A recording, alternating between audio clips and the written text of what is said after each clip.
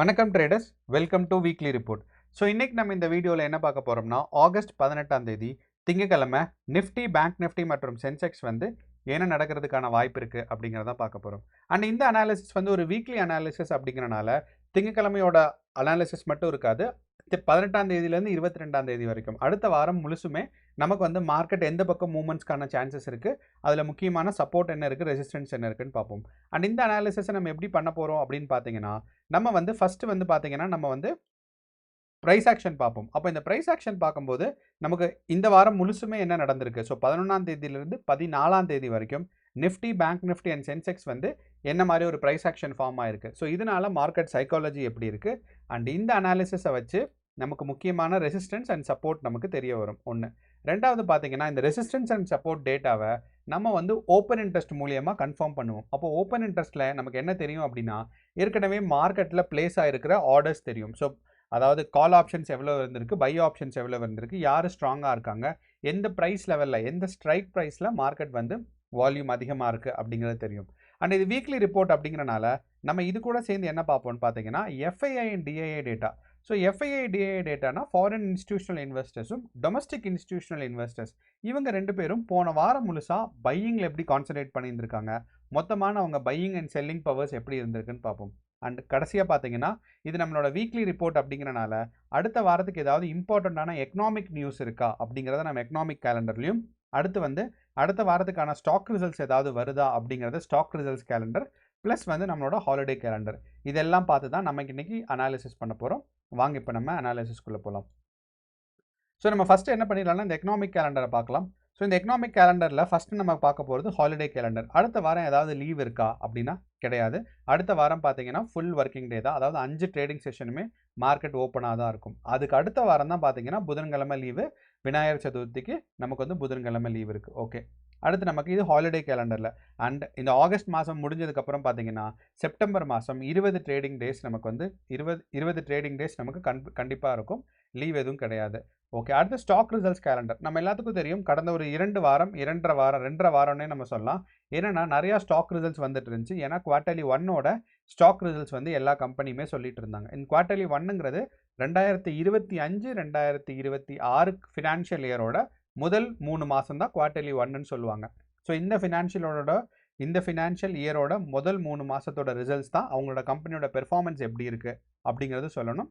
ஏன்னா நம்ம ஸ்டாக் மார்க்கெட்டில் ரெஜிஸ்டர் பண்ணியிருக்க கம்பெனி எல்லாமே பப்ளிக் செக்டர் கம்பெனிங்கிறனால அவங்க வந்து இந்த இன்ஃபர்மேஷனை வந்து எல்லா ஸ்டாக்குக்கும் கொடுக்கணும். அப்போது நமக்கு வியாழக்கிழமை பார்த்தீங்கன்னா நிறைய இம்பார்ட்டண்ட்டான ஸ்டாக்ஸ் எல்லாம் வந்துச்சு. ஒன்று வந்து ஹிந்துஸ்தான் காப்பர், அடுத்து வந்து Indian oil corporation, Ashok Leyland, Patanjali foods இவங்க எல்லாமே அவங்களோட வந்து ஸ்டாக் ரிசல்ட்ஸ் அனௌன்ஸ் பண்ணாங்க. அண்ட் இதோட முடிஞ்சிருச்சு. அண்ட் திங்கக்கிழமை பார்த்தீங்கன்னா டிவிடெண்ட் மட்டும் தான் அனௌன்ஸ் பண்ண போகிறாங்க. பவர் ஃபைனான்ஸ் கார்பரேஷனும், பவர் கிரிட், அப்பல்லோ. ஸோ இதனால் பயங்கரமான மூவ்மெண்ட்ஸ் வந்து ஒரு இண்டிவிஜுவல் ஸ்டாக்ஸ்னால இண்டெக்ஸஸில் நமக்கு காமிக்காது அப்படிங்கிறத நம்ம தெரிஞ்சுக்கலாம். அடுத்து பார்த்தீங்கன்னா எக்கனாமிக் கேலண்டர். இந்த எக்கனாமிக் கேலண்டர்னா முக்கியமான நியூஸ் ஏதாவது வருமா, அப்போ இது வந்து இந்தியன் மார்க்கெட்டில் எவ்வளோ அஃபெக்ட் ஆகும்னு இருக்கு. ஸோ யூஸ்வலாக பார்த்தீங்கன்னா இந்த இடத்துல இவங்களே ரேட் பண்ணியிருப்பாங்க. ஸோ பெருசாக அஃபெக்ட் ஆகுதுன்னு பார்த்தீங்கன்னா FOMC மீட்டிங் தான். இது வந்து யூஎஸோடது. ஸோ இது ஓப்பன் மார்க்கெட் கமிட்டின்னு சொல்லுவாங்க. ஸோ இவங்க தான் வந்து இன்ட்ரெஸ்ட் ரேட்ஸ் ஏதாவது டிசைட் பண்ணுமா, US டாலர்ஸோட மணி இன்ஃப்ளேஷனோ சப்ளை அண்ட் டிமாண்ட் எல்லாம் குறைக்கிறது, இன்க்ரீஸ் பண்ணுறது இருக்கும். ஸோ இவங்களோட டெசிஷன்ஸ் வந்து மேபி கொஞ்சம் இந்தியன் மார்க்கெட்டை அஃபெக்ட் பண்ணலாம். அண்ட் இதை தாண்டி பார்த்தீங்கன்னா ஹோல்சேல் ப்ரைஸ் இண்டெக்ஸ் வந்து இவங்க மீடியம்னு கொடுத்துருக்காங்க. பட் சம்டைம்ஸ் FMCG ஸ்டாக்ஸை, ஃபாஸ்ட் மூவிங் குட்ஸ் ஸ்டாக்ஸை வந்து பார்த்தீங்கன்னா இதை அஃபெக்ட் பண்ணும். ஸோ WPIனா wholesale price index, inflation year on year, அதாவது போன வருஷம் ஜூலையில் எவ்வளோ இருந்துச்சு, இந்த வருஷம் ஜூலையில் எவ்வளோ இருக்குது அப்படிங்கிறத நம்ம சொல்லுவாங்க. ஸோ இது வந்து மாதம் இயர் ஆன் இயர் கொடுப்பாங்க. இதே மாதிரி பார்த்தீங்கன்னா ஆகஸ்ட் 28ஆம் தேதி ஜூலையோட இண்டஸ்ட்ரியல் ப்ரொடக்ஷன் கொடுக்குறாங்க. ஸோ அது வந்து மாதம் போன வருஷம் எப்படி இருந்துச்சு, இந்த வருஷம் எப்படி இருந்துச்சுன்னு சொல்லுவாங்க. ஸோ இது வந்து கொஞ்சம் மீடியம் இம்பேக்ட் தான், பட் FMCG ஸ்டாக்ஸை இம்பேக்ட் பண்ணும். ஸோ இதுதான் நம்மளோட எக்கனாமிக் கேலண்டரை பொறுத்தளவு. ஓகே, இப்போ நம்ம ஸ்ட்ரைட்டாக என்ன பண்ணுவோம்னா நம்மளோட ப்ரைஸ் ஆக்ஷன் டிஸ்கஸ் பண்ண போகலாம். இப்போ இந்த ப்ரைஸ் ஆக்ஷன் டிஸ்கஸ் பண்ணும்போது நம்மளோட 11ஆம் தேதியிலேருந்து 18ஆம் தேதி வரைக்கும் நம்ம பேங்க் நிஃப்டி பார்த்தோன்னு பார்த்தீங்கன்னா நம்ம வந்து ஒரு ஸ்ட்ராங்கான ஒரு ரேஞ்ச் பவுண்டாக தான் இருந்திருக்கு. ஒரு லாங் டைம் பிக்சர் நமக்கு பார்க்கும்போது இப்போ நம்ம என்ன பண்ணுவோம், இண்டெக்ஸ் எல்லாத்தையுமே நம்ம ஹைட் பண்ணிவிட்டு ப்ளைனாக. ஸோ பார்த்தீங்கன்னா இந்த இடத்துல ஒரு ரேஞ்ச், 11ஆம் தேதியில் இந்த இடத்துல ஒரு ரேஞ்சு, மேலே ஒரு ரேஞ்ச், இந்த ஒரு 1000 பாயிண்ட்ஸ்குள்ளே தான் மார்க்கெட் வந்து ஃப்ளக்சுவேட் ஆகிருந்திருக்கு. இந்த 1000 பாயிண்ட்ஸ் என்னன்னு பார்த்தீங்கன்னா 55,000க்கும் 55,500 இருக்கும். ஸோ இந்த 500 பாயிண்ட்ஸ்குள்ளே தான் பார்த்தீங்கன்னா பேங்க் நிஃப்டி ஆசோலேட் ஆயிருக்கு. அப்போ பேங்க் நிஃப்டி ஒரு சைலண்டான கன்சாலிடேஷன் ஃபேஸில் இருக்குன்னே சொல்லலாம். அண்ட் இந்த கன்சாலிடேஷன் ஃபேஸ் எப்போ இருந்து ஆரம்பிச்சிச்சுன்னா நமக்கு வந்து ஆகஸ்ட் 5ஆம் தேதியிலேருந்து இந்த ஒரு லெவல்குள்ளே வந்துருச்சு. அதாவது 55,500 அப்படிங்கிற இந்த லெவல்குள்ளே வந்துட்டு அந்த ஆகஸ்ட் 5ஆம் தேதியிலேருந்து இப்போ வரைக்கும் பார்த்தீங்கன்னா ஆல்மோஸ்ட் லைக் கன்சாலிடேஷன் ஸ்டேட் தான். அப்போ இந்த கன்சாலிடேஷன் ஸ்டேட்டை நம்ம கொஞ்சம் கூர்ந்து கவனிச்சோம்னா மார்க்கெட் பார்த்தீங்கன்னா கொஞ்ச நாள், அதாவது ஸ்டார்டிங் 8, 9, 11 பார்த்தீங்கன்னா டவுன் சைடு இருந்துச்சு இந்த ஒரு 500 பாயிண்ட்ஸோட பாட்டமில். அதுக்கப்புறம் மார்க்கெட் எண்ட் ஆனது வெள்ளிக்கிழமை நம்மளோட வியாழக்கிழமை 14ஆம் தேதின்னு பார்த்தீங்கன்னா மார்க்கெட் வந்து இதோட அப் சைடில் இருக்குது. ஸோ மேபி பையிங் ப்ரெஷர் இங்கே இருக்குது, மார்க்கெட் மூவ் ஆகிறதுக்கான ஒரு ப்ரைஸ் இண்டிகேஷன் தான் இது. ஏன்னா இந்த ஒரு 500 பாயிண்ட்ஸில் அப்பர் லிமிட்டில் இருக்கிறனால மார்க்கெட் வந்து திருப்பியும் மேலே போகிறதுக்கான சான்சஸ் நமக்கு பேங்க் நிஃப்டியில் இருக்குது. இப்போது இந்த பேங்க் நிஃப்டி நம்ம இதை அனலைஸ் பண்ணோம். அடுத்து பார்த்தீங்கன்னா நம்மளோட வீக்லி கேண்டில் நம்ம வந்து ஏன் இந்த பாக்ஸ் போட்டிருந்தோம் அப்படின்னா நமக்கு எல்லாத்துக்கும் தெரியும் Nifty, bank Nifty and Sensex எல்லாமே பார்த்தீங்கன்னா தொடர்ந்து 6 வாரமாக பார்த்தீங்கன்னா மார்க்கெட் டவுன்ஃபாலிங் மார்க்கெட் தான் இருந்துச்சு, ரெட் கேண்டில்ஸ் இருந்துச்சு. அண்ட் இந்த ரெட் கேண்டில் இந்த வாரம் பார்த்தீங்கன்னா பேங்க் நிஃப்டி நமக்கு வந்து இன்சைட் கேண்டில் தான் ஃபார்ம் ஆயிருக்கு, ரெசிஸ்டன்ஸ் லெவலில் பிரேக் பண்ணல. ஸோ இன்சைட் கேண்டில் தான் ஃபார்ம் ஆயிருக்கு அப்படிங்கிறனால நம்ம முக்கியமாக என்ன தெரிஞ்சுக்க வேண்டியது இருக்குன்னா அடுத்த வாரத்துக்கும் முக்கியமான சப்போர்ட் அண்ட் ரெசிஸ்டன்ஸ் பாயிண்ட் என்னவா இருக்குன்னு பார்த்தீங்கன்னா நம்மளோட பேங்க் நிஃப்டியை பொறுத்தளவு 55,500க்கும் அதே மாதிரி 55,000க்கும் தான் இருக்கும். ஸோ இந்த ரெண்டில் எந்த ப்ரைஸை பிரேக் அவுட் பண்ணுது, மேலே பிரேக் அவுட் பண்ணுதா இல்லை கீழே பிரேக் அவுட் பண்ணுதாங்கிறது நமக்கு முக்கியம். ஸோ பாசிபிலிட்டி பார்க்கும்போது மேலே பிரேக் அவுட் பண்ணுற மாதிரி தான் இருக்குது. பட் இருந்தாலும் நம்மளோட ஓப்பன் இன்ட்ரெஸ்ட் டேட்டா என்ன சொல்லுதுங்கிறத நமக்கு பார்ப்போம். இப்போ நம்மளோட பேங்க் நிஃப்டியோட ஓப்பன் இன்ட்ரெஸ்ட் டேட்டா பார்த்தோம் அப்படின்னா அட் த மணிலேருந்து நான் வந்து அதுக்கு அடுத்திருக்க மாதத்தோடது இன்க்ளூட் பண்ணிக்கிறேன். அப்போ பார்க்கும்போது அட் த மணிலேருந்து நமக்கு கரெக்டாக சப்போர்ட்டுன்னு பார்த்தீங்கன்னா 55,500க்கு இருக்குது, ரெசிஸ்டன்ஸ்னு பார்த்தீங்கன்னா 55,000 இருக்குது. அப்போது நம்ம இங்கே ஏற்கனவே இந்த வீக்லி கேண்டலில் வச்சுருக்க சப்போர்ட் அண்ட் ரெசிஸ்டன்ஸ் தான் கரெக்டாக அங்கே இருக்குது. 55,000 சப்போர்ட் ஆகும், 55,500 ரெசிஸ்டன்ஸ் ஆகும். அப்போது எய்தர் இந்த 2 பாயிண்டில் எந்த பக்கம் மார்க்கெட் மூவ் ஆகும் அப்படிங்கிறது நமக்கு முக்கியமான கேள்வி. அப்போது ஓப்பன் இன்ட்ரெஸ்ட் டேட்டாவில் நம்மளோட பிசிஆர் ரேஷியோ பார்த்தீங்க அப்படின்னா மார்க்கெட் வந்து 0.9 இருக்குது. So which says like put options are கொஞ்சம் ஹையர் குவான்டிட்டியில் இருக்குது. So market can downfall to 55,000 வரைக்கும் டவுன்ஃபால் ஆகலாம்.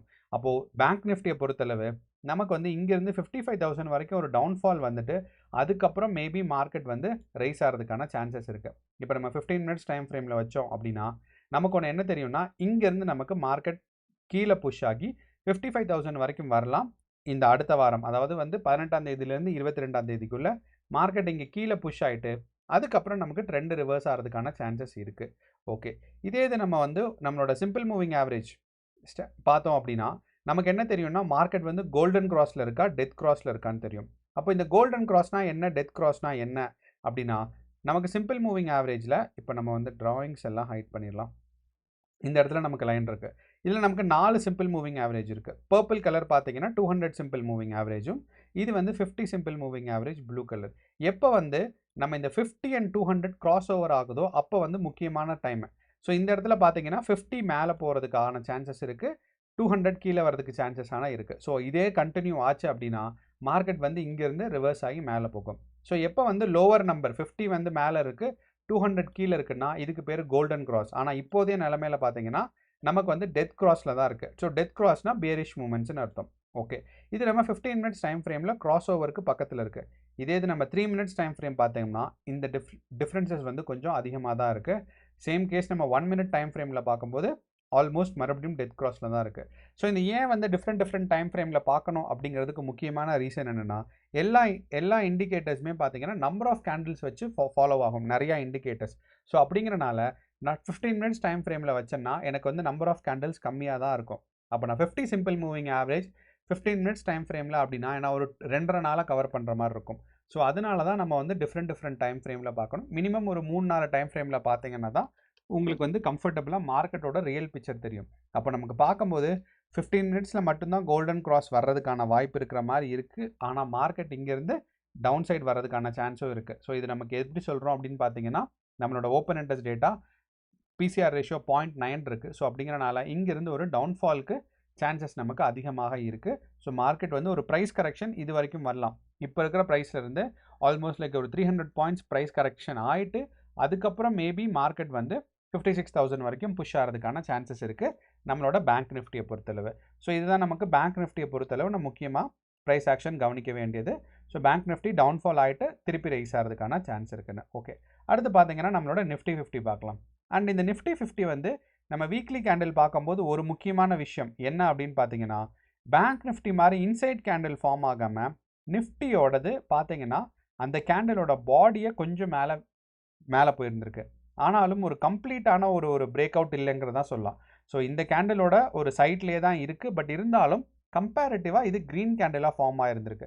ஸோ 3 இண்டெக்ஸஸ்லையுமே நிஃப்டி, சென்செக்ஸ் அண்ட் நம்மளோட பேங்க் நிஃப்டி மூணுலேயுமே பார்த்தீங்கன்னா எல்லாமே வந்து இன்சைட் கேண்டில் தான் ஃபார்ம் ஆகிருக்கு. அண்ட் இன்சைட் கேண்டில் எல்லாமே ரெட் கேண்டில், க்ரீன் கேண்டிலாக தான் இருக்குது. ஸோ இது நல்ல விஷயம். அப்படின்னா மார்க்கெட் ஓப்பனிங் ப்ரைஸை விட க்ளோசிங் ப்ரைஸ், இந்த வாரத்தோட ஓப்பனிங் ப்ரைஸை விட க்ளோசிங் ப்ரைஸ் பார்த்தீங்கன்னா நமக்கு வந்து பாசிட்டிவாக இருக்குன்னு அர்த்தம். ஒன்று. ரெண்டாவது, நமக்கு வந்து நிஃப்டி 50ல் பார்க்கும்போது போன தடவை நம்ம இருந்த ரெசிஸ்டன்ஸ் பாயிண்ட் இருக்குது பாருங்கள், இந்த 24,600 இந்த ரெசிஸ்டன்ஸ் பாயிண்ட்டை தாண்டி தான் மேலே ஃபார்ம் ஆயிருக்கு. ஸோ அப்படிங்கிறனால 3 இண்டெக்ஸஸ்மே 6 வாரம் கழித்து பார்த்தீங்கன்னா நமக்கு ஒரு க்ரீன் கேண்டில் ஃபார்ம் ஆயிருக்கு. அண்ட் எஸ்பெஷலி நிஃப்டி 50 வந்து அந்த ப்ரைஸ் ரேஞ்சு கொஞ்சம் மேலே போயிருக்கு. ஸோ இது வந்து வீக்லியில் பார்க்கும்போது க்ளோசிங் இந்த இடத்துல நமக்கு தெரிஞ்சாலும் 15 மினிட்ஸ் டைம் ஃப்ரேமில் பார்க்கும்போது it is almost on the நம்மளோட ரெசிஸ்டன்ஸ் லெவலில் தான் இருக்குன்னு சொல்லலாம். அண்ட் நம்ம எல்லாத்துக்கும் தெரியும் 14ஆம் தேதி it was almost like consolidating phase தான். ப்ராப்பரான ஒரு ரொம்பவே ஒரு கன்ஃபைன்டான ஸ்பேஸில் ஆல்மோஸ்ட் லைக் நமக்கு ஹையஸ்ட் பாயிண்ட்டே பார்த்தீங்கன்னா 80 பாயிண்ட்ஸில் நிஃப்டி வந்து ஒரு 80-70 பாயிண்ட்ஸுக்குள்ளே கன்சாலிடேட் ஆகுதுன்னா இது ரொம்ப ரொம்ப பெரிய விஷயம். காரணம் என்ன அப்படின்னா, இந்த மாதிரி கன்சாலிடேஷன் வந்ததுக்கப்புறம் அது ரொம்ப ஷார்ட் ரேஞ்ச். ஸோ நிஃப்டி ஒரு 200 பாயிண்ட்ஸ்குள்ளே கன்ஃபார்ம் ஒரு சைட்வேஸ் மூவ்மெண்ட்ஸ் இருந்து கன்சாலிடேட் ஆச்சுன்னா ஓகே. பட் ஒரு ரொம்ப ஷார்ட் ரேஞ்சில் கன்சாலிடேட் ஆகுதுன்னா ஷார்ப்பான பிரேக் அவுட் மேலேயோ கீழேயோ வர்றதுக்கான வாய்ப்புகள் கொஞ்சம் அதிகமாக இருக்குது. ஸோ அப்படிங்கிறனால இப்போ இருக்கிற பொசிஷனில் நமக்கு ஏற்கனவே இந்த 24,600ங்கிற ரெசிஸ்டன்ஸை தாண்டிட்டனால நமக்கு வந்து நிஃப்டி மேலே போகும் அப்படின்னு நம்ம எதிர்பார்க்கலாம். ஸோ இப்போ நிஃப்டி மேலே போச்சுன்னா ஃபஸ்ட்டு ரெசிஸ்டன்ஸ் பாயிண்ட் என்னன்னு பார்த்தீங்கன்னா 24,700 தான் நமக்கு ஃபஸ்ட்டு ரெசிஸ்டன்ஸ் பாயிண்ட். அண்ட் நிஃப்டியோட சப்போர்ட் பார்த்தீங்கன்னா 24,600 தான் சப்போர்ட்டாக இருக்கும். 24,700 வரைக்கும் இருக்கிறதுக்காக சான்சஸ் இருக்குது. அண்ட் நம்ம ஓப்பன் இன்ட்ரெஸ்ட் டேட்டா என்ன சொல்லுதுன்னு நம்ம பார்த்துடலாம். ஸோ ஓப்பன் இன்ட்ரெஸ்ட் டேட்டாலையும் நமக்கு சப்போர்ட் அங்கே தான் இருக்குது. நீங்கள் பார்த்தீங்கன்னா அட் த மணிலேருந்து லோவஸ்ட் சைட் புட் ஆப்ஷன்ஸ் எங்கே ஸ்ட்ராங்காக இருக்குன்னு பார்த்தீங்கன்னா 24,600 இதுதான் நம்ம இங்கே சொல்லியிருந்தோம். ஸோ இந்த ப்ரைஸ் ரேஞ்ச் 24,600ன்னு. ஓகே, அடுத்து பார்த்தீங்கன்னா நமக்கு மார்க்கெட்டோட ஃபஸ்ட்டு ரெசிஸ்டன்ஸ் ப்ரைஸ் ஆக்ஷனை வச்சும் அதே தான் இருந்துச்சு. ரெண்டாவது நம்மளோட ஓப்பன் இன்ட்ரெஸ்ட் டேட்டாவும் நமக்கு என்ன சொல்லுது 24,700 தான் அப்படிங்கிறத சொல்லுது. ஓகே, அப்போ நமக்கு பிசிஆர் ரேஷியோ பார்க்கும்போது comparatively it is like 0.8. So இந்த பிசிஆர் ரேஷியோ நாளைக்கு மார்க்கெட் ஓப்பன் ஆகும்போது கொஞ்சம் பாசிட்டிவ் ஆகி பிசிஆர் ரேஷியோ 0.7 வரைக்கும் போயிருச்சு. ஓப்பன் இன்ட்ரெஸ்ட் டேட்டா 0.7 வரைக்கும் போயிருச்சுன்னா மார்க்கெட் வந்து பார்த்தீங்கன்னா நமக்கு வந்து கண்டிப்பாக ஒரு புல்லிஷ் மூமெண்ட்ஸ் இருக்கிறதுக்காக சான்சஸ் இருக்குது. அண்ட் இந்த புல்லிஷ் மூமெண்ட்டுக்கு 24,700 ரீச் பண்ணுறதுக்கு முன்னாடியே நமக்கு வந்து 12ஆம் தேதி பார்த்தீங்கன்னா ஒரு ஹையஸ்ட் லெவல் ரீச் ஆயிருந்துச்சு. ஸோ இந்த ஹையஸ்ட் லெவலை பிரேக் பண்ணணும், அதுதான் first important. So almost like 24,700ங்கிற இந்த ரேஞ்சை பிரேக் பண்ணிருச்சுன்னா நிஃப்டி வந்து ஸ்ட்ராங்காக ஒரு 25,000 வரைக்கும் புஷ் ஆகிறதுக்கான சான்சஸ் இருக்குது. ஸோ அப்படிங்கிறனால நம்ம வந்து நிஃப்டி பாசிட்டிவாக இருக்குன்னு எதிர்பார்க்கலாம். அண்ட் நிஃப்டியில் பார்த்தீங்கன்னா கோல்டன் கிராஸில் இருக்குது. நீங்கள் வந்து அதே சமயம் நம்ம பேங்க் நிஃப்டியில் பார்த்தோன்னா டெத் கிராஸில் தான் இருந்துச்சு. அண்ட் இந்த டெத் கிராஸ் வந்து ரொம்ப நாளைக்கு முன்னாடியே வந்துருச்சுன்னு தெரியும். இந்த இடத்துல பார்த்தீங்கன்னா டெத் கிராஸில் தான் இருக்குது. ஆனால் அதே சமயம் நம்மளோட நிஃப்டி 50ல் it is in golden cross. So அப்போ வந்து மார்க்கெட் பாசிட்டிவாக புஷ் ஆகிறதுக்கான சான்சஸ் நமக்கு நிஃப்டி 50ல் தெரியுது. ஸோ இதே மாதிரி நம்மளோட சென்செக்ஸும் பார்த்தோன்னா அண்ட் சென்செக்ஸ்லையும் கோல்டன் கிராஸில் தான் இருக்குது. ஸோ இப்போ சென்செக்ஸும் ஆல்மோஸ்ட் லைக் 14th வந்து ரொம்பவே ஷார்ட்டான ஒரு கன்சாலிடேஷன் ஃபேஸ். அண்ட் இந்த 14th வந்து ஷார்ட்டான கன்சாலிடேஷன் ஃபேஸ்.